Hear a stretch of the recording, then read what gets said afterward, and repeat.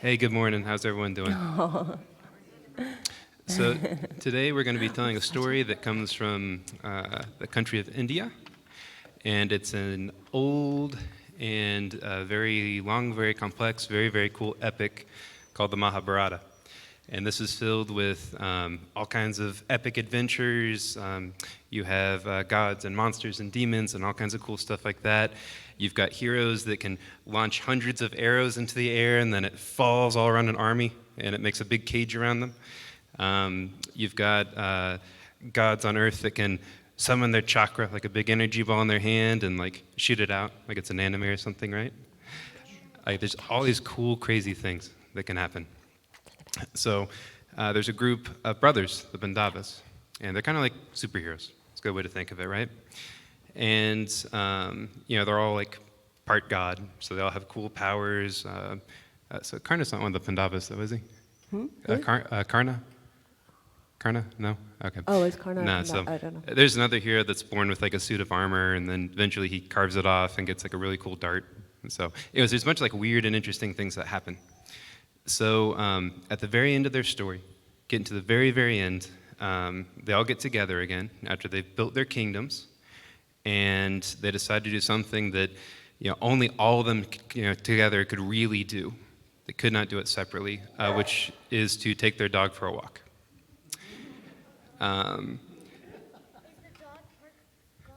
Oh no, actually that's the thing. The dog's just like a normal pariah beggar dog. It's just it's one of the first types of dogs to be domesticated in the world, apparently. Can he come out now? Sure, he can come out. He was just like this So, dog. yeah. So that's kind of a joke. The dog's actually kind of an uninvited guest, right? But it follows him along. And their real goal is now that they've done everything they can possibly do, they've built these great kingdoms, they're going to give it all up, right? To go prove their dedication, to Dharma and all that. So they start heading up a mountain, because the next thing to do is to go up to heaven, right? So they start walking, and one by one, different things happen. One of them's kind of looking at a mirror, kind of admiring themselves, and they trip and they fall. Whoosh, they're fine. They're part God. They're okay. And this just happens to all of them, right? They're daydreaming. They're doing things that kind of show their vice. Remember, vice is like those little kind of qualities that we have. So wait, they're walking up the mountain, Walking up the mountain. and one by one, they just kind of like, They fall asleep. They, they kind of get, picked off, right? As a kid-friendly version. So once they get to the end, there's a gatekeeper for heaven, and am I pronouncing this right? Yudhishthira? you did, I think so. Okay, so Yudhishthira's the last one left, and of course the dog. And he's like, "Hey, I made it." And the gatekeeper's kind of looking around, and he's like, "Weren't there more of you?" And he's like, "Don't worry about it, it's fine." But basically he says, they all kind of deserved it, that they weren't great. And these are his brothers that he is like fought side by side with, okay? That he is like bled with and, shed tears and all these things with. And he's like, you know what, they kind of deserved it. So they're like, okay, well, you can come in, but the dog has to stay. And Yudhishthira goes, oh my. Close his ears so he doesn't hear this part of the story. It's very hard. Okay. So he goes, why? And he goes, well, in heaven, we all eat on the floor, and if you have a dog running around, it's just that's not going to work. So Yudhishthira is so offended by this, and he says, hey, you know what? I don't want to go in then. If you won't allow this pure, beautiful creature to go in that has committed, basically no sin, he doesn't have any evil in his heart, he's pure, I don't want to go into it either.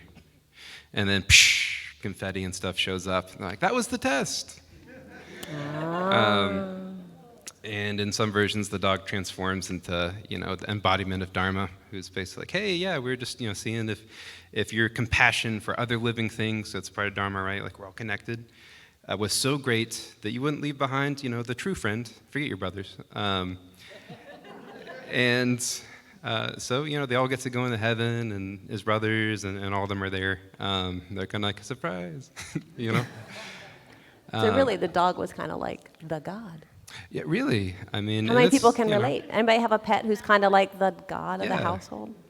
Right. So, and the cool thing about like animals, so the animals ever judge you? They ever get mad at you? No. Did that? Yours does? right? Yeah. But it kind of melts away pretty quick, right? Like she barks at me and then she like doesn't let me even kiss until like Aw. But then she still Aw. loves you, right? Yeah. Okay. They're very forgiving. Yeah. Any little spike, they're like, it's all right. They kind of reset every couple hours. So just kind of keep in mind that loyalty and that love that animals can give, and what we can kind of learn from that, right? Sounds like